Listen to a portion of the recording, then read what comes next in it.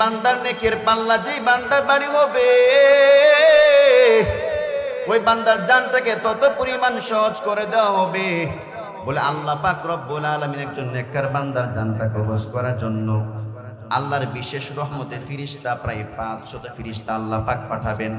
500 ফিরিস্তারা জান্নাতি সবুজ চাদর নিয়ে এসে বান্দার সামনে ডেকে ডেকে বলবেন, ইয়া আইয়াতুহান নাফসুল মুতমাইন্না ইরজিই ইলা রাব্বিকি রাদিয়াতাম মারদিয়া। আমার আল্লাহ পাক রব্বুল আলামিনের বিশেষ ফেরেশতারা এসে বলবেন, ও প্রশান্ত রূপ, আল্লাহ তাআলার দিকে তুমি ধাবিত হয়ে যাও। দুনিয়ার জিন্দেগিতে সব সময় কোরআনের অনুযায়ী তুমি তোমার জীবনকে পরিচালনা করেছো, সব সময় তুমি ফরজগুলো আদায় করেছো, তুমি ওয়াজিবগুলো পরিপূর্ণভাবে আদায় করেছো, পাশাপাশি সুন্নাতগুলোকে এবং মুস্তাহাবগুলোকে তুমি যথাযথভাবে তুমি আদায় করেছো। গুনার কাজ তুমি করো নাই, টেলিভিশন তুমি কোনোদিন দেখো নাই, নাচ গান কোনোদিন তুমি দেখো নাই। এই জন্য আমার আল্লাহ পাক রব্বুল আলামিন বলছেন তোমাকে আমার আল্লাহর কাছে নিয়ে যাওয়ার জন্য। আমার আল্লাহ পাক রব্বুল আলামিন তোমার উপরে সন্তুষ্ট এবং তুমিও আমার আল্লাহর উপরে সন্তুষ্ট হয়ে যাবে।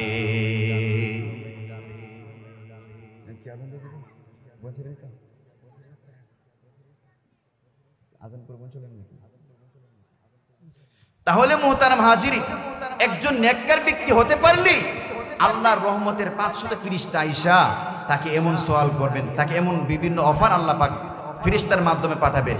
এখন কথা হলো, যদি ব্যক্তিরা গুনাহগার হয়, নবীর জানটা কবজ করার মত নবীর জানটা কবজ করার সময় মনে হয়েছে উহুদ পাহাড়টা তিনার সিনার উপরে ধরা হয়েছে, তাহলে যে বান্দা এই নামাজের সময়ও নামাজ বাদ দিয়া, জামাত বাদ দিয়া দোকানে ব্যবসা বাণিজ্য করে, তার মৃত্যুটা কতটুকু কঠিন হবে। যেই ব্যক্তি হালাল না খাইয়া সবসময় সুদের লেনদেন করেছে, তার মরণটা কতটুকু কঠিন হবে। যেই ব্যক্তি তলে তলে ঘুষের লেনদেন করেছে, এই ব্যক্তির মৃত্যুটা কত পরিমাণ কঠিন হবে। নবীর জান কবজ করা যদি এতটুকু কঠিন হয়, তাহলে গুনাহগার ব্যক্তি জান কবজ করাটা কি পরিমাণ। তোমার দুনিয়াতে আমি যেদিকে তাকাই, অতই নিয়ামতে ডুবিয়াছি যে সবাই। কাক কোকিলের সুরে শুনি তাসবিহ কল রব, তাসবিহ কল রব, তাসবিহ কল রব। আল্লাহ আমার রব, এই রবি আমার সব। দমে দমে তনু মনে তারি অনুভব। আল্লাহ আমার রব, এই রবি আমার সব। কথা বলেন ঠিক কি না? সম্মানিত উপস্থিতি, এই হাজারো নিয়ামত আল্লাহ পাক আমাদেরকে দিয়ে তিনি আমাদেরকে বলতেছেন, বান্দা আমি আল্লাহ তাআলা তোমার বরাবর কিছু হুকুম দিয়েছি। কি হুকুম? আমার তিলাওয়াতকৃত আয়াতে কারিমার মধ্যে আল্লাহ তাআলা বলেন, قال سبحانه وتعالى يا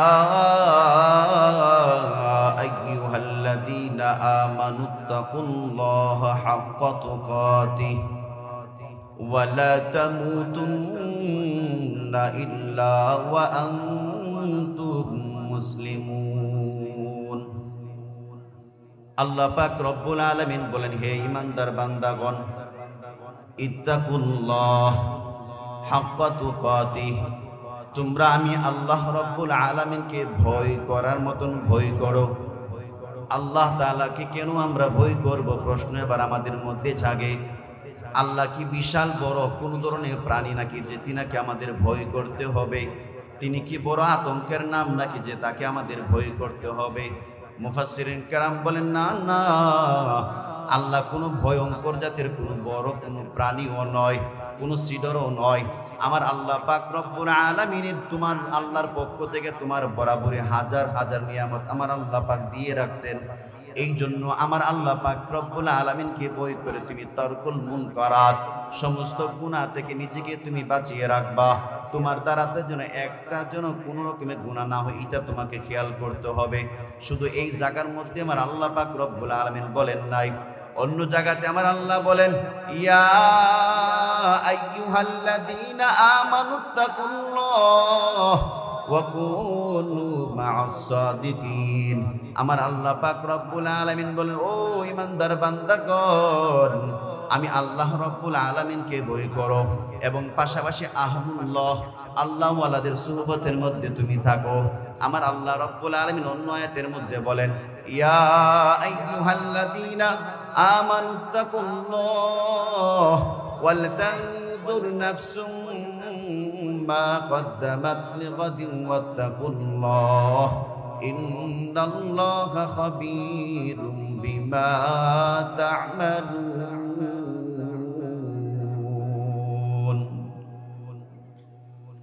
আল্লাহ তাআলা ওই জায়গার মধ্যে বলেন, ইয়া ঈমানদারগণ, আমি আল্লাহকে ভয় করো।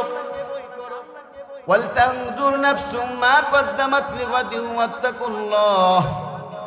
তুমি যে ইন্তিকাল করবা, মরার পরে জগতের জন্য তুমি কি কামাই করলা এবং তুমি কি আখিরাতের জন্য তুমি সঞ্চয় করলা, কি তুমি আখিরাতের জন্য প্রেরণ করলা, সেগুলো তুমি একটু খেয়াল করো।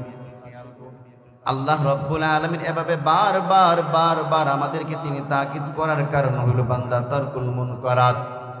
ভয় করার মানে হইল তুমি তোমার হায়াতে জীবদ্দশায় থাকাকালীন একটা গুনাহ করবা না।